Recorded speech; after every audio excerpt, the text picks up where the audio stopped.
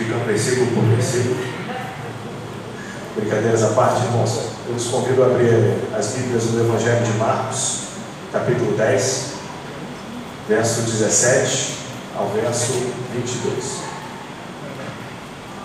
Evangelho segundo Marcos, capítulo 10, dos versos 17 ao 22.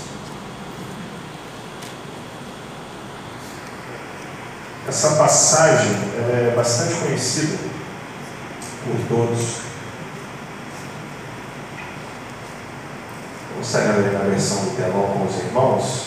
Em breve a gente já vai ter um outro telão ali, vai ficar mais fácil. O pregador não vai precisar ficar virando o pescoço. E pondo-se a caminho, correu para ele um homem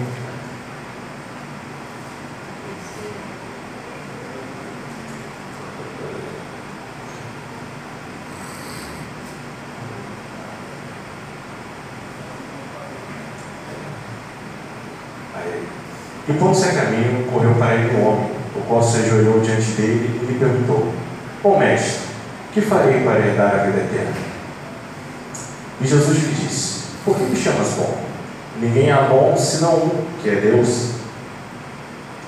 Tu sabes os mandamentos: não adulterarás, não matarás, não furtarás, não dirás falsos testemunhos, não defraudarás alguém, honra a teu pai e a tua mãe. Ele, porém, respondendo, lhe disse: Mestre, tudo isso guardei desde a minha mocidade. E Jesus, olhando para ele, o amou e lhe disse: Falta-te uma coisa. Vai e vende tudo quanto tens e dá-o aos pobres, e terás o tesouro do céu. E vem e segue.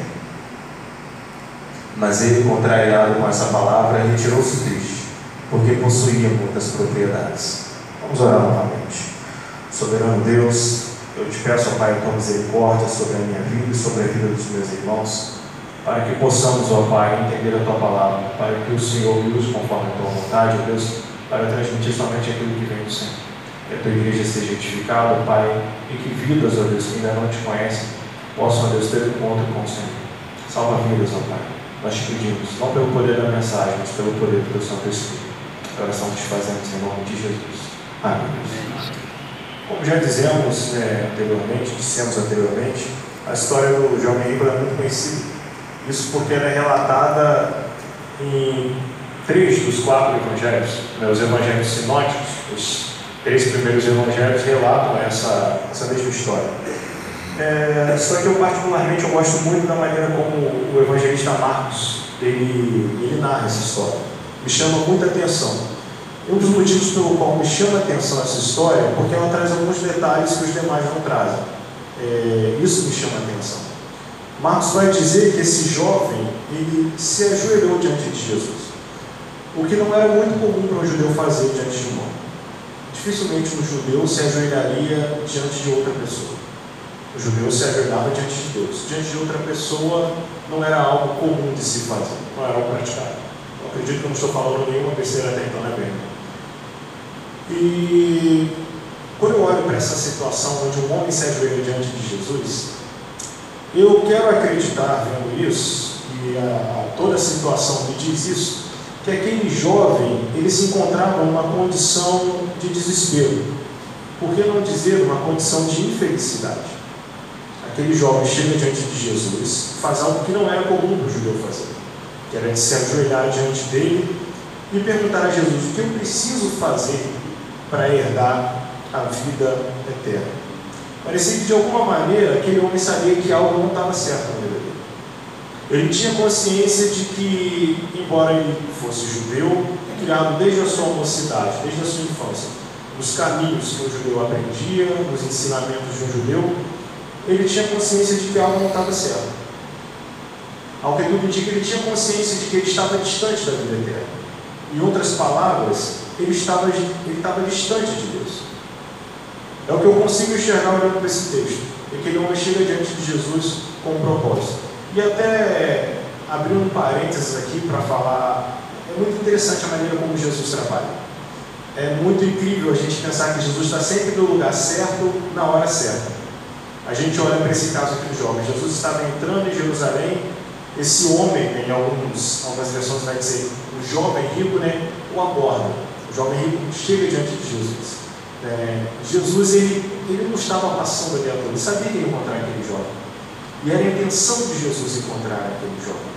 Ele sabia que tudo aquilo ia acontecer. Obviamente que ele sabia. Nós estamos falando do próprio Deus andando sobre a terra, então ele sabia as coisas que iriam acontecer.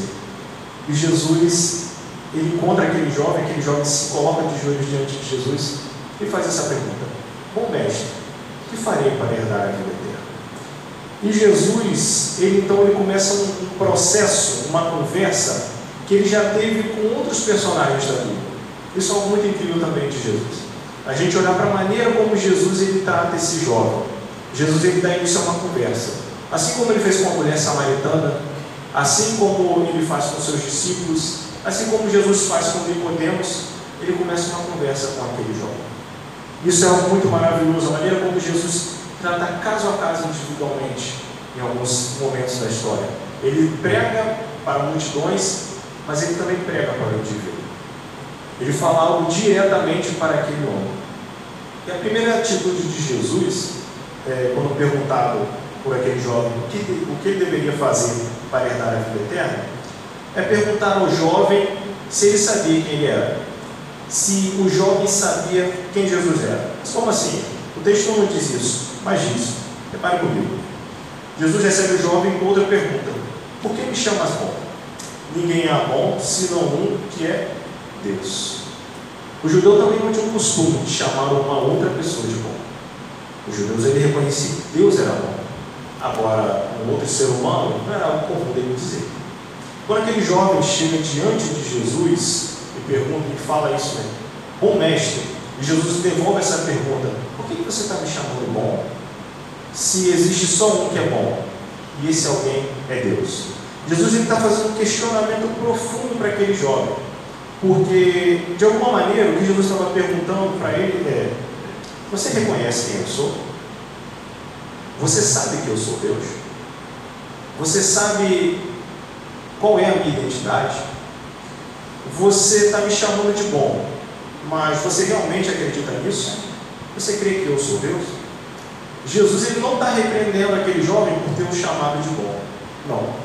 Na verdade, Jesus está confrontando aquele jovem sobre a fé dele. A postura daquele jovem foi chamar Jesus de bom, algo que alguém só dizia para Deus. Então ele estava perguntando àquele jovem: você reconhece que eu sou Deus? Você consegue me enxergar e ver em mim o Pai?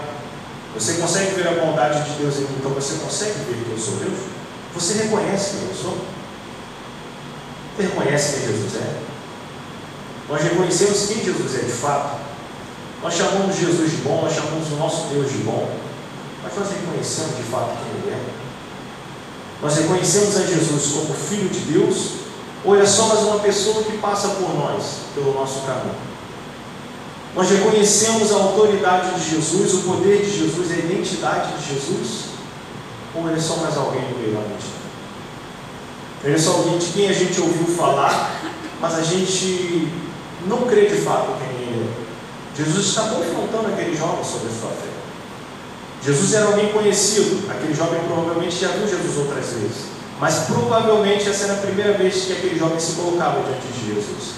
Aquele jovem conhecia a fama de Jesus, mas agora era o primeiro encontro daquele jovem com Jesus. E a pergunta é: você considera Deus bom? Então, você considera que eu sou bom? Você me considera Deus quando você me chama de bom? Jesus confronta aquele jovem sobre a sua fé. Uma segunda atitude de Jesus, naquele momento, é falar com o jovem sobre os mandamentos. Ao falar sobre os mandamentos, Jesus, não por coincidência, ele vai citar alguns para aqueles jovens. Jesus fala, e é interessante que no começo eu li esse texto como se Jesus estivesse perguntando para aquele jovem: você conhece os mandamentos? Mas em nenhum dos evangelhos isso vem como uma pergunta, vem como uma afirmação para aquele jovem: você conhece os mandamentos? Não adulterarás, não matarás, não furtarás, não dirás falso testemunho, não defraudarás alguém, honra a teu pai e a tua mãe. Jesus cita 6 dos 10 mandamentos. 4 mandamentos, os 4 primeiros mandamentos, Jesus não esconde essa conversa. E é interessante que a gente olhe para esses 4 primeiros mandamentos, os 4 primeiros mandamentos, está tratando exatamente da nossa conduta para com Deus, que são: não terás outros deuses diante de mim, não farás para ti imagem de escultura, não tomarás o nome do Senhor teu Deus em vão, e lembra-te do dia do sábado para o santificar. Será que Jesus ele se esqueceu de citar esses mandamentos para aquele jovem, ou ele fez isso proposital? Nada do que Jesus faz, nada do que ele fez, foi sem um propósito, foi sem uma intenção específica.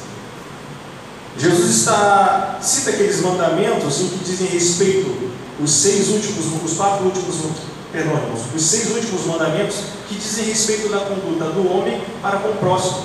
Não adulterarás, não matarás, não furtarás, não dirás falso testemunho, não defraudarás alguém e honra teu pai e a tua mãe.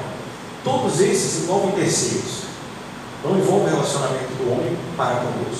Agora, os 4 primeiros que falam do relacionamento do homem com Deus, Jesus deixa de fora. Jesus está querendo trazer à mente daquele jovem ali, talvez a resposta daquele jovem é: isso eu guardo desde a minha mocidade. O jovem não responde que ele guarda os outros. O jovem não responde que ele guarda os demais. O jovem não apresenta os demais mandamentos, ele não complementa a frase de Jesus. Eu enxergo nisso tudo aqui uma situação onde Jesus ele estava, de uma maneira, usando outras palavras para dizer o seguinte: você conhece os mandamentos, né? Muito bem, parabéns para você.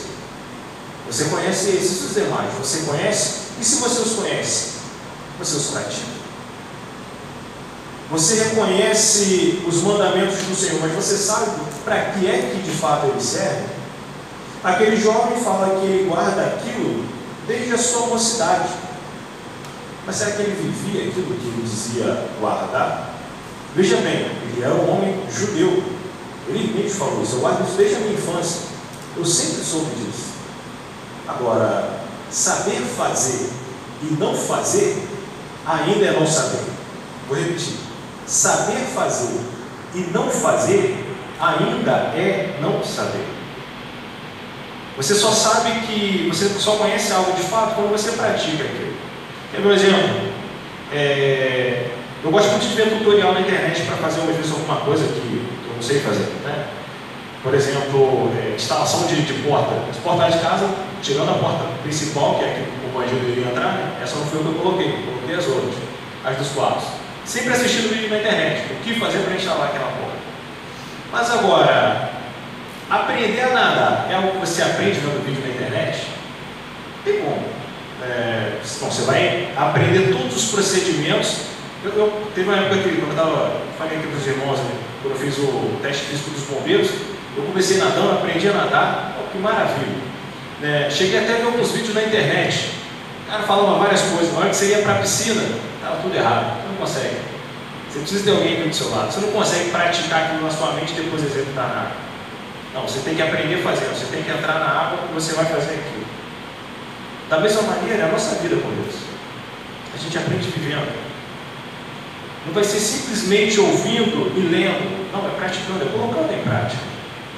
Colocando em prática não só um dos mandamentos, porque o Senhor Jesus fala em outros momentos que se a gente não cumpre todos os mandamentos, a gente erra, ou melhor, se a gente descumpre apenas um dos mandamentos, a gente peca em todos os outros. A lei deve ser cumprida por completo para que ela tenha efeito. Então, se a gente não cumpre todos os mandamentos, a gente falha em algum, a gente está errando em todos. E principalmente quando a gente fala do nosso relacionamento com Deus. Se a nossa conduta para com Deus é falha, a gente falha em todos os outros. Porque a nossa conduta com Deus permeia toda a nossa vida. Às vezes nós temos um conhecimento. A gente já cansou de ouvir várias vezes a palavra do Senhor. Mas a nossa postura diante de Deus é sempre a mesma. É sempre uma postura de que a gente vai chamar de inércia. Se está andando, continua andando. Se está parado, continua parado. Se a coisa para, tudo continua parado. E a gente não sai daquela situação. Se a gente praticava algo antes da gente se dizer convertido, depois que a gente se converte, o nosso procedimento continua a mesma coisa. Não é para ser assim. Às vezes a gente sempre ouve as mesmas coisas e nunca toma uma postura diante de Deus. E dizendo isso, a gente vê a terceira atitude de Jesus: confrontar aquele homem, aquele jovem, em amor. Novamente, Marcos ele vai relatar algo que os demais evangelistas eles não relatam. Jesus olhando para aquele jovem, o amor. Os outros evangelhos não dizem isso, os outros evangelistas não dizem isso. Isso me faz, mais uma vez, achar essa narrativa a mais bonita, talvez, das três passagens, em que Jesus olha para aquele jovem com amor. Aquele jovem chega diante de Jesus numa situação de desespero. Aquele jovem, ao que tudo indica, ele não estava ali para testar Jesus, para experimentar Jesus, como outros escribas ou os fariseus faziam. Não. Aquele jovem estava diante de Jesus de fato, porque ele queria uma solução para aquilo que ele estava passando, para a situação em que ele se encontrava. Era como se aquele jovem soubesse que algo estava errado, mas ele ainda não sabia direito o que estava errado. E ele queria uma resposta de Jesus. E Jesus pergunta sobre os mandamentos, e aquele jovem fala: eu guardo isso desde a minha mocidade. E Jesus olha para aquele jovem e tem amor por aquele jovem. Tem amor por aquele homem. E Jesus ele dá a resposta que aquele homem precisava ouvir. Vai, vende tudo quanto tens e dá aos pobres, e terás um tesouro no céu. E vem, toma a tua cruz e segue. Nesse momento Jesus expõe àquele jovem a prisão que ele estava vivendo. Ele mostra para aquele jovem exatamente qual era o problema de sua vida. Ele mostra para aquele jovem o que estava errado. Aquele homem queria saber o que estava errado, queria saber qual que era o problema que precisava ser resolvido, e Jesus mostra para aquele homem. Jesus traz a resposta. Jesus mostra que aquele homem estava aprisionado ao amor às riquezas. Aquele jovem, aquele homem, era alguém avarento. Era alguém que amava as riquezas mais do que qualquer outra coisa. Quando a gente volta aqui nos mandamentos, nos 4 primeiros mandamentos, a gente vai pensar: não terás outros deuses diante de mim, não farás para ti imagem de escultura, não tomarás o nome do Senhor teu Deus em vão, lembra-te do dia de sábado para o santificar, não terás outros deuses diante de mim. Aquele jovem tinha o dinheiro como Deus. Não farás para ti imagem de escultura. Hoje em dia a gente tem o Pix, faz transferência bancária, mas naquele tempo não tinha isso. O dinheiro era palpável, só existia isso. E as pessoas que se abastavam daquilo se sentiam seguras. Aquele jovem confiava no que ele tinha. Não tomarás o nome do Senhor teu Deus em vão. Aquele jovem chega diante de Jesus e chama ele de bom, sabendo que bom era somente Deus. Então ele estava falando algo que era verdadeiro. Ele estava dizendo para Jesus aquilo que ele realmente pensava, ele só estava tentando passar uma imagenzinha para Jesus. Jesus confronta: você crê em mim como Deus? Lembra-te do dia de sábado para o santificar. A questão aqui não é a guarda do sábado, mas entender a importância de santificar a Deus, da exclusividade do Senhor. Independente de você guardar sábado, domingo ou uma semana inteira, se a nossa vida não demonstra de santificação ao nome do Senhor, pouco importa. Aquele homem, como um bom judeu, eu tenho certeza que ele guardava o sábado assim como os demais. Com certeza ele não fazia atividades ao sábado, mas não adiantava nada daquilo, se ele amava o dinheiro mais do que todas as outras coisas. Jesus mostrou àquele jovem qual era a sua prisão, o que estava fazendo com que aquele jovem sentisse esse sentimento de desespero, esse sentimento de infelicidade. Talvez o Senhor Jesus já tenha mostrado para aqueles que sentem esse mesmo sentimento o que está errado, o que é que precisa ser mudado, o que precisa ser feito. Às vezes a gente chega diante de Jesus nessa condição de infelicidade, de desespero, e demonstra isso para Jesus, fala para Jesus: eu quero a solução. E na hora que Ele nos apresenta a solução, não é a solução que nos agrada, não é algo que vai fazer com que os nossos lábios no começo sorriam. Jesus aqui, é importante frisar que Ele não coloca a riqueza como um pecado e nem coloca o abrir mão das riquezas como uma condição para ser salvo. Não. Jesus estava apresentando para aquele jovem específico o que é que o estava aprisionando, o que é que ele precisava fazer para herdar a vida eterna. Se aquele homem fosse rico, e não amasse suas riquezas, ele não precisava se desfazer de nada daquilo. Na verdade, Jesus apresenta um caminho para a libertação. Olha, pega tudo que você tem, vende e dá aos pobres. Você falou que você conhece os mandamentos. E é importante citar aqui até um outro texto, Mateus, e também em Mateus, onde Jesus ele é questionado por um fariseu sobre quais são os maiores mandamentos. Jesus vai falar: o maior mandamento é: ame o Senhor teu Deus de todo o seu coração, de toda a sua alma e com toda a sua força. E o segundo, semelhante a este, é: ame o teu próximo como a ti mesmo. Em outras palavras, Jesus está dizendo o seguinte: ame o Senhor teu Deus, se desfaz disso tudo que você tem. Ame o teu próximo, reparta com os pobres aquilo. Reparta com os pobres o que você tem. Abra mão disso para viver uma vida plena diante de Deus e reparta com os demais. Ame o Senhor teu Deus sobre todas as coisas e ame o teu próximo como a ti mesmo. Jesus vai dizer que toda a lei, tudo que os profetas pregaram é sobre isso. Como a gente falou aqui, 4 mandamentos têm a ver com a nossa conduta diante de Deus. Outros 6, a nossa conduta com o nosso próximo. A gente resume isso tudo em amar a Deus e amar ao próximo. Simples assim. Quando a gente ama a Deus e quando a gente ama o nosso próximo, a gente cumpre tudo aquilo que a lei determina. Porque tudo aquilo que a lei determina está dizendo exatamente a respeito do nosso convívio com o nosso próximo e do nosso relacionamento com Deus. É disso que a lei trata. Aquele jovem ele recebe uma resposta de Jesus e a atitude dele não é uma atitude de alegria. A atitude daquele jovem diante de Jesus não é uma atitude de: opa, era isso que eu precisava ouvir. Então era isso tudo que estava me causando mal, então vamos desfazer disso agora. Em Lucas capítulo 19, a gente vê um outro episódio onde Jesus também encontra um homem rico, e esse homem rico tem uma outra postura diante dele. Esse homem se chamava Zaqueu. Jesus entra na casa de Zaqueu, Jesus passa o dia, talvez, ou não sei quanto tempo ele ficou ali, e as pessoas questionavam entre si, dizendo que Jesus estava dentro da casa de um homem que era pecador. Zaqueu era publicano. O publicano era um judeu que trabalhava para o Império Romano, era alguém que cobrava impostos de outros judeus. Então, pelo povo judeu, um publicano era alguém traidor. Um publicano não era alguém bem visto diante da população, do meio do povo judeu. O publicano tinha tudo para ser odiado. Jesus entra na casa daquele homem sabendo o sentimento do povo para com ele e sabendo quem ele era. E quando as pessoas murmuravam isso, eu não sei se falavam em voz alta, mas aqui ele tem uma postura diante de Jesus. Ele fala: se eu tenho roubado alguém, eu vou restituir 4 vezes. Eu vou repartir os meus bens para com os pobres. Zaqueu demonstra arrependimento. Zaqueu entende que aquilo era sua prisão e ele toma uma postura diante de Jesus. Ele se arrepende. Ele abre mão, ele se liberta, ele é liberto daquela prisão.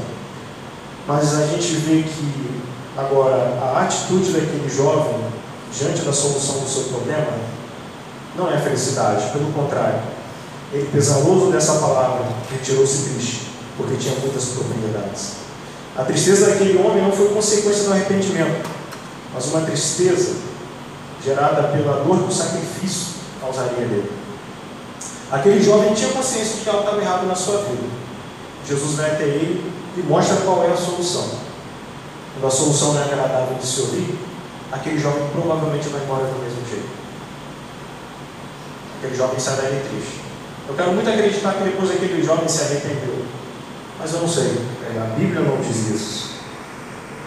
O que a gente vê nisso é o seguinte: às vezes a gente prefere viver na infelicidade, a gente prefere viver no desespero, a gente prefere viver na dor que algo está nos causando, a gente prefere muito mais tudo isso do que abrir mão disso que está nos causando. Aquele jovem preferia continuar com suas riquezas do que abrir mão delas, sendo que elas eram a causa de sua infelicidade.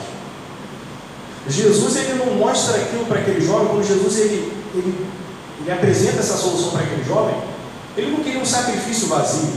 Não era simplesmente para aquele jovem vender suas coisas, não. Era para ele se libertar daquilo de uma vez por todas. Jesus demonstra para aquele jovem que estava aprisionando ele E aquele jovem rejeita essa oportunidade. A atitude de Jesus é uma atitude de amor. Por amar aquele jovem, por amar aquela criatura, por amar aquele que fazia parte do seu povo, por amar aquela pessoa, aquele homem, aquele indivíduo, Jesus demonstra a solução. Mas por amor ao dinheiro, aquele homem sai dali triste. Ao invés de fazer aquilo que Jesus ordenou, aquele homem continuava na sua prisão. É muito interessante, ou talvez, mudando de termo, é muito triste, quando a gente conhece aquilo que está nos causando dor, a gente tem a plena consciência disso, e a gente não consegue fazer nada. Ou melhor, a gente não toma uma postura. Aquele jovem não conseguia acreditar no que Jesus estava falando. Aquele jovem não conseguia acreditar em Jesus. Aquele jovem não conseguia confiar em Deus. Aquele jovem não conseguia abrir mão daquilo que ele tinha para viver uma vida de confiança em Deus. Às vezes a gente coloca a nossa confiança em coisas que são passageiras, coisas que nós vemos. Às vezes a gente coloca a nossa confiança, assim como aquele jovem, no dinheiro. Às vezes a gente coloca a nossa confiança nas pessoas. Mas a gente não consegue confiar em Jesus. Diante de uma situação onde a gente é confrontado, a nossa postura é de sair triste. Onde Deus espera um passo de fé da nossa parte, a gente dá um passo de medo. A gente anda para trás. Foi aquilo que aquele jovem fez. A intenção de Jesus para aquele jovem era que ele de fato entendesse quem Jesus era. Quando aquele jovem chega diante dele e o chama de bom, Jesus queria que aquele jovem o reconhecesse como o Messias, como filho de Deus, como o próprio Deus. Essa é a intenção de Jesus para aquele homem. Jesus demonstra que o cumprimento daqueles mandamentos, sem entender o princípio de cada um deles, era inútil. E que a consequência disso tudo era uma vida vazia. Viver uma vida estabelecida em regras, uma vida onde só existe o cumprimento de regras, sem a consciência daquilo é de fato, não adianta de nada, não serve para nada. Viver uma vida de religiosidade, sem profundidade, sem relacionamento com Deus, é uma vida vazia. Aquele jovem estava vivendo uma vida vazia. O olhar de Jesus é sempre de amor. E é por causa desse amor que Jesus nos mostra qual é a nossa condição. Não é por ódio que Jesus nos mostra o nosso pecado. Não, pelo contrário, é por amor. É por amor que Ele mostra aquilo em que nós fazemos de errado. E é por amor que Ele nos dá condições, ou que Ele nos apresenta o caminho para o arrependimento. Às vezes o caminho para o arrependimento é um caminho de dor. É um caminho que vai exigir de nós sacrifício. E vai ser sempre assim. Essa é a mensagem do Evangelho. A mensagem do Evangelho é uma mensagem de sacrifício. Quando nós vimos semana passada a respeito de Pedro, em que Jesus pergunta aos seus discípulos: quem os homens dizem que é o Filho do Homem? Uns falam que é Elias, ou alguns profetas que ressuscitou. E vocês, quem dizem que eu sou? Pedro responde: tu és o Cristo, o Filho de Deus. Oh, maravilha! Parabéns, Pedro, nota 10. Depois, quando Jesus ele anuncia para os seus discípulos que ele vai ser crucificado, Pedro vai ter uma outra postura agora. Não, a gente não vai deixar isso acontecer com você de jeito nenhum. Pode ficar tranquilo, Jesus. Jesus fala o que para Pedro? Aparta-te de mim, Satanás. Porque você não fala daquilo que vem de Deus, mas daquilo que vem dos homens. Pedro demonstra para Jesus um caminho onde não existia a cruz. Não, Jesus não vai morrer, o Senhor não vai morrer, o Senhor não vai passar pela cruz. Jesus responde para Pedro: aparta-te de mim, Satanás. Se algum evangelho te apresenta um caminho que não passa pela cruz, que não passa pelo sacrifício, tenha certeza, esse evangelho é o evangelho de Satanás. A mensagem do evangelho, ela passa pela cruz, ela passa pelo sacrifício. Ela exige de nós sacrifício. Aquilo que Jesus pediu para aquele jovem não era algo pesado. Aquele jovem, ele abre mão de receber a libertação de sua alma, a libertação daquela condição que ele se encontrava. Aquele jovem prefere continuar na infelicidade a fazer esse sacrifício. um sacrifício onde ele receberia a lei em troca. Jesus não pede ao jovem para vender seus bens simplesmente como se fosse um sacrifício vazio.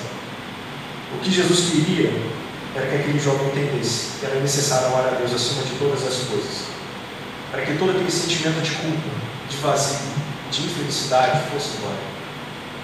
Enquanto aquele jovem não entendesse isso, a vida dele permaneceria vazia. Um vazio que o dinheiro não seria capaz de preencher, uma culpa que ele por si só não seria capaz de se livrar dela. Era necessário reconhecer a Jesus, era necessário ter uma vida diante de Deus, era necessário viver uma novidade de vida ao lado de Jesus. Jesus chama aquele jovem, Jesus fala: vende tudo que você tem, dá aos pobres, toma a tua cruz, vem e segue, faz o teu sacrifício. Jesus já te apresentou, e se Ele não te apresentou, eu oro, eu tenho certeza que Ele há de te apresentar aquilo que te aprisiona. Eu digo isso para aqueles que já conhecem ao Senhor Jesus e aqueles que ainda não tiveram contato com o Senhor Jesus. Às vezes nós conhecemos a Jesus, mas a gente ainda quer manter alguma coisa na nossa vida que deveria ser extinta, deveria ser sacrificada. Só que a gente tem dificuldade. A gente acha que isso vai fazer muita falta na nossa vida. E na verdade é exatamente isso que está fazendo com que a nossa vida fique em falta. Não é abrir mão para perder, muito pelo contrário. É abrir mão para receber algo muito maior em troca. É abrir mão para viver uma vida plena diante do Senhor. Para viver uma vida onde toda infelicidade, todo desespero, toda culpa, ela vai embora. Ela é encravada na cruz. E agora tudo aquilo que a gente vive é uma nova vida. E apesar dos problemas, apesar dos sacrifícios, ela é uma vida feliz. Ela é uma vida plena. Ela é uma vida onde Jesus está presente. O Senhor tem misericórdia da sua vida. O Senhor tem misericórdia da minha vida.